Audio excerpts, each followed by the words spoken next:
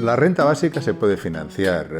Se han hecho distintos estudios en distintos lugares geográficos, pero ya concretando en el Reino de España se han hecho dos estudios, uno en Cataluña y otro en Guipúzcoa, en la provincia de Guipúzcoa, a partir de, en el caso de Cataluña, una muestra de 250.000 de IRPFs y en el caso de Guipúzcoa de todos, 650.000.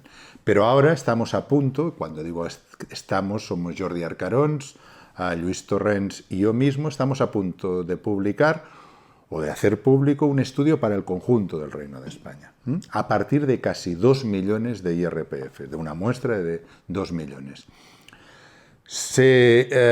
Con este estudio se muestra que es posible perfectamente financiar una renta básica de una cantidad equivalente aproximadamente al umbral de la pobreza. Es decir, de unos 7.500 euros anuales para toda la población adulta y de una cantidad menor para los menores de edad. Estamos hablando, pues, que se trata de una gran redistribución de la renta de los sectores más ricos de la población al resto. Evidentemente, hay otras formas de financiar, aparte de la reforma de IRPF y aparte de todos los subsidios monetarios públicos que serían redundantes con una renta básica. Pero lo que queremos mostrar es que incluso haciendo una reforma con el IRPF se puede financiar esta renta básica. Estamos hablando de que por primera vez en mucho tiempo, por no decir en muchos lustros, por no decir también siglos, por una vez, digo, con una renta básica toda la población tendría la existencia material garantizada. Y claro, tener la existencia material garantizada significa tener unos grados de libertad inmensamente mayores que los que se tienen en la actualidad. La gente, por ejemplo, no aceptaría cualquier tipo de trabajo, la gente no aceptaría que sus condiciones de trabajo fueran cada vez más deterioradas. Al mismo tiempo, la patronal no se sentiría ni mucho menos envalentonada para pedir lo que está pidiendo desde hace años y está consiguiendo, que es que la población trabajadora y en general casi toda la población no estrictamente rica tenga unas condiciones de vida y de existencia cada vez peores, con lo cual, claro, no es extraño que a los sectores más ricos y a sus representantes parlamentarios pues se pongan nerviosos, como así ha ocurrido cuando se ha debatido en el Parlamento o en los parlamentos y como también así ha ocurrido efectivamente ahora que la renta básica es casi de debate público.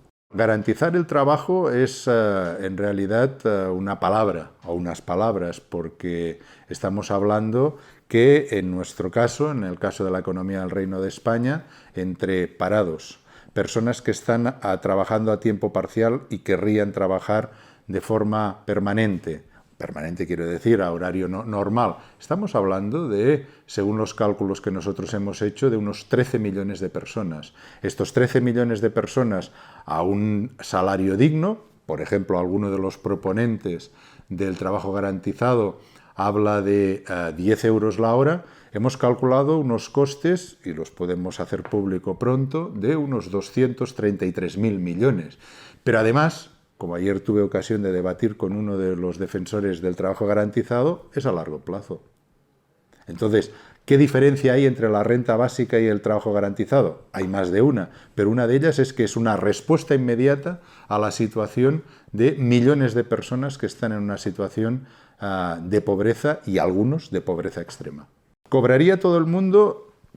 Pero no todo el mundo ganaría, que esta es, como siempre ocurre con esta propuesta de la renta básica, la pregunta que se hace constantemente. ¿Por qué? Antes se decía Emilio Botín, ahora se dice su hija. Y en otros sitios me preguntan, ¿y Bill Gates también recibiría la renta básica? Claro, el problema aquí es entender que financiar una renta básica significa pues precisamente hacer una gran reforma fiscal y si tiene algún sentido desde el punto de vista político y social una renta básica, es que sería una gran redistribución de la renta de los sectores, como he dicho antes, más ricos al resto de la población, que es exactamente lo contrario de lo que ha ocurrido a lo largo de los últimos años, especialmente a partir de las medidas de política económica que se han puesto en marcha a partir de la crisis, ¿no? Entonces, lo que debe quedar clarísimo es que la recibe todo el mundo, pero no todo el mundo gana. Quiere decir que los ricos, aunque recibieran la renta básica, pagarían mucho más de lo que pagan ahora. O mejor dicho, para ser estrictos, deberían pagar mucho más de lo que actualmente deberían pagar, porque seguramente pagan muy poco. Permitiría a la gente con mucha mayor libertad que en la actualidad buscar otro tipo de trabajos o unos trabajos con una mayor libertad que la que tiene actualmente. Y luego, claro, cuidado que siempre debemos insistir en el hecho de que una cosa es trabajo y otro es empleo. Cuando estamos hablando de trabajo como empleo, quiere decir que excluimos al trabajo doméstico que realizan la inmensa mayoría de mujeres en sus casas y el trabajo voluntario o de solidaridad o militante, dile como quieras, es decir, un trabajo que se hace por él mismo, pero al mismo tiempo no se recibe ningún tipo de remuneración monetaria a cambio, ¿no? Entonces, si precisamente, que es una de las cosas que me han hecho reflexionar algunos compañeros y compañeras, si precisamente ahora, es que en una situación de tantas penurias para grandes sectores de la población, si precisamente ahora resulta que mucha gente que no tiene la existencia material garantizada es capaz de desarrollar iniciativas de trabajo comunitario, de trabajo solidario, de trabajo voluntario en definitiva, ¿qué no haría la gente si tuviera la existencia material garantizada? Hay gente que le preocupa, es que hay cosas o hay trabajos que quedarían por hacer. Bueno, si son trabajos mal pagados, son trabajos realmente con unas condiciones laborales terribles, yo creo que sería una virtud que determinados trabajos desaparecieran, ¿no?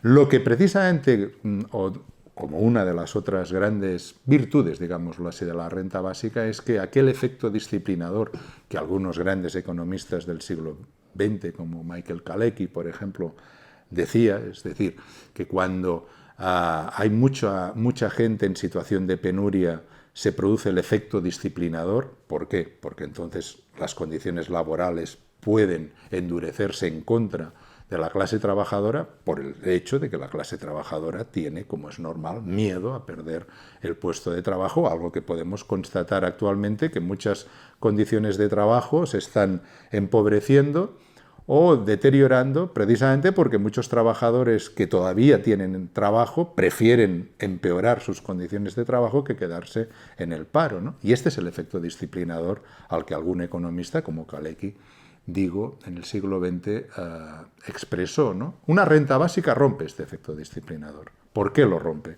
Bueno, porque la gente tendría al menos lo que llamamos un colchón a partir del cual, evidentemente, se puede ganar otras fuentes de renta mediante salario, iniciativas como pequeños negocios, cooperativas, etc.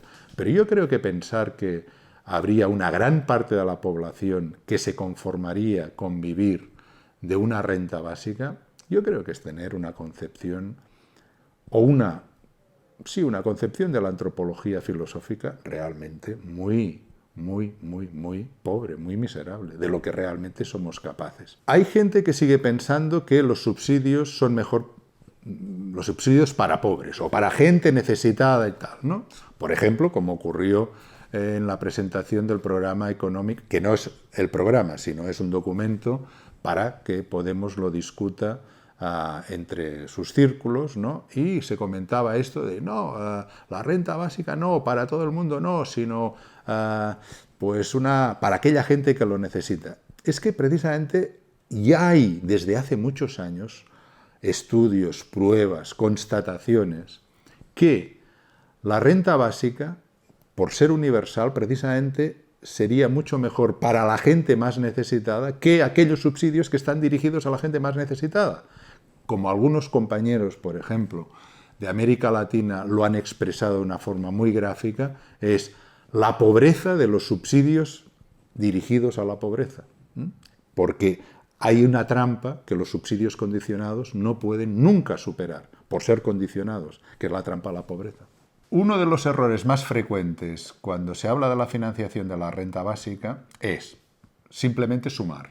Es decir, mucha gente dice, Bueno, vamos a ver, si en el Reino de España hay 47 millones de habitantes y la renta básica, pongamos fuera, es igual la cantidad, pero 650, 700 euros mensuales. Esto multiplicado por estos 47 millones salen tantos miles de millones y un porcentaje del PIB que es igual a una barbaridad. Por lo tanto, no se puede financiar.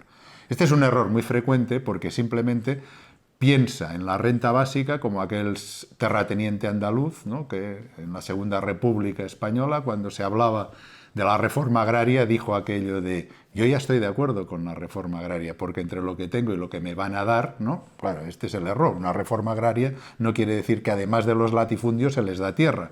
Es decir, Patricia Botín recibiría la renta básica desde un punto de vista contable, pero Patricia Botín debería pagar más dinero mediante la reforma fiscal de lo que tiene que pagar antes de financiarse la renta básica. Es decir, esto de multiplicar la cantidad por los habitantes es una parte de la renta básica, pero luego hay que restar los ahorros de la renta básica, que es todas aquellas asignaciones monetarias que serían redundantes con una renta básica. Monetarias públicas. Evidentemente, en nuestra reforma no tocamos ni un euro, ni de sanidad, ni de educación pública, absolutamente de nada. Ni tocamos, en un ejercicio de realismo que alguien nos puede criticar, no tocamos ni un euro de la Casa Real, ni un euro del Ejército, cosa que se podría perfectamente tocar.